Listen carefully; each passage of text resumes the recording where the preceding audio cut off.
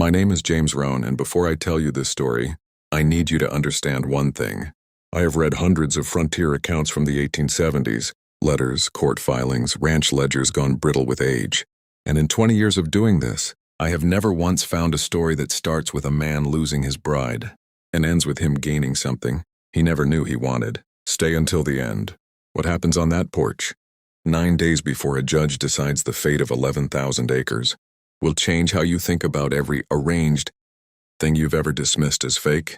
Here's how it began. Wyatt Calder stood on the platform at Larkspur Station, holding a fistful of flowers that were already going soft in his grip. It was April of 1879, and he had picked those flowers himself at first light, because the town was named for them, and because he thought a bride coming all the way from Boston might appreciate a small joke. Stitched into a bouquet, he wore his one good coat. He had spent the entire ride into town practicing a name under his breath until it stopped, sounding like a stranger's, and started sounding like something that belonged to him. Constance Whitfield. The train came in loud and slow, hissing steam across the platform, and Wyatt watched every window the way a farmer watches an approaching storm. When a woman finally stepped down from the second car, something was wrong immediately, though he wouldn't have been able to say what. She wasn't dressed for a wedding. She wore a split canvas riding skirt gone pale at the knees, a man's wool coat 2 sizes too large, gloves worn through at the knuckle, a coiled lariat hung from her travel bag, the way another woman might carry a parasol. Wyatt stepped forward anyway. Hope does most of a man's thinking for him in moments like that. "Miss Whitfield?" he asked. The woman raised one hand, the exact gesture you'd use to stop a runaway calf. "You bought the wrong bride," she said. 3 words strong enough to fold flowers in half. Here's the part nobody standing on that platform expected, least of all the woman delivering the news. Wyatt Calder smiled. He lowered the flowers and held out his hand to shake instead. "Then I'm glad to meet whoever you are," he said. "Because you rode a long way to deliver a stranger's bad news in person, and that is not a small thing."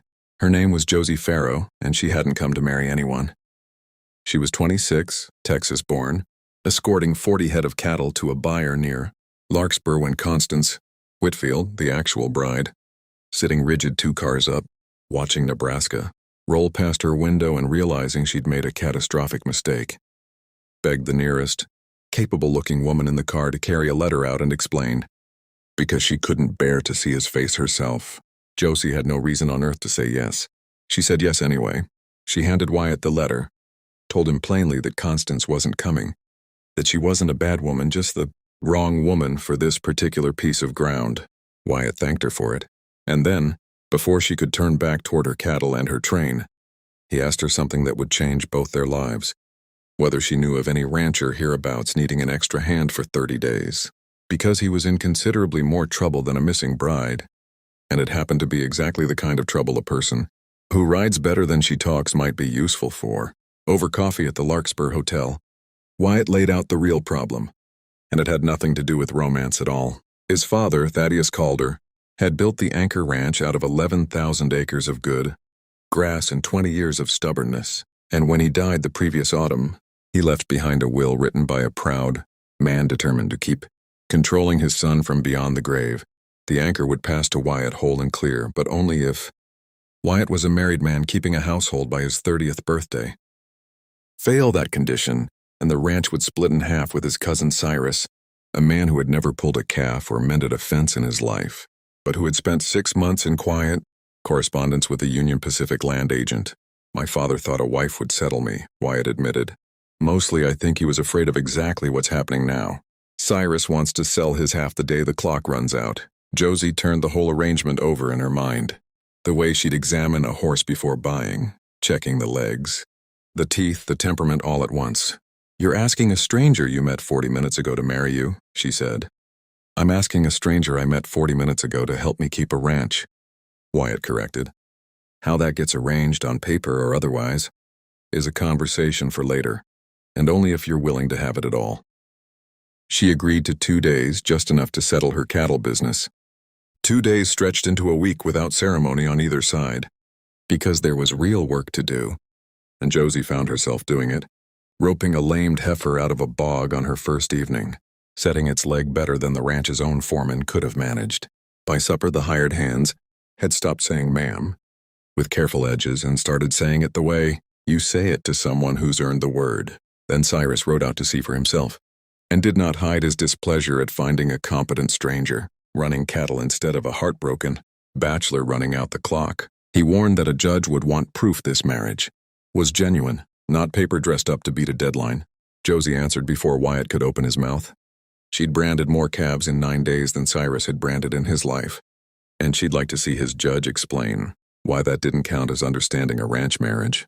Cyrus rode off considerably less certain of his railroad money, and Wyatt, watching the dust settle, realized this arrangement had stopped feeling like a business deal somewhere around that exact moment. Cyrus didn't return to the ranch. He went to the county seat instead, which was worse. He filed a petition before a circuit judge from Kearney, Alden Pruitt, arguing that any marriage completed in the final days, before the deadline, should be examined for want of genuine intent. He had witnesses lined up: the station master, who'd testify the expected bride never arrived; the hotel clerk, who'd testify a different woman entirely checked in that same afternoon. Every fact in the filing was technically true. That was exactly what made it dangerous. "He's not wrong about the facts," Wyatt said, reading the filing at the kitchen table with a grimness Josie hadn't seen on him before. "He's just wrong about what they mean." The hearing was set for the 21st, 2 days before the deadline. If Pruitt ruled the marriage arranged in bad faith, the whole condition failed regardless of whether they married by the 23rd. Cyrus would get his half, free and clear, and the railroad money would follow soon after. Then we'd better give the judge something realer to look at than a filing full of facts arranged sideways, Josie said. "Facts arranged honest usually beat facts arranged clever. I've seen it happen at cattle auctions more times than I can count." What she didn't say, because she hadn't fully admitted it to herself yet, was that somewhere around the 9th day, the facts had stopped feeling arranged at all. They'd started feeling simply true. A letter from her father back home had already forced her to look at exactly that question: whether what she felt for this ranch, and for the man who worked it at first light with the same patient thoroughness he brought to everything, was something she was choosing out of convenience, or something she couldn't walk away from even if she tried. She hadn't answered that question fully, but watching Wyatt ride the fence line at dawn, she caught herself hoping the days left on the clock would move slower than they did. And some part of her understood that hope was already an answer, whether she was ready to read it or not. 2 days, one judge, and a truth neither of them had said out loud yet, standing between an 11,000-acre ranch and everything Cyrus Calder was counting on going wrong.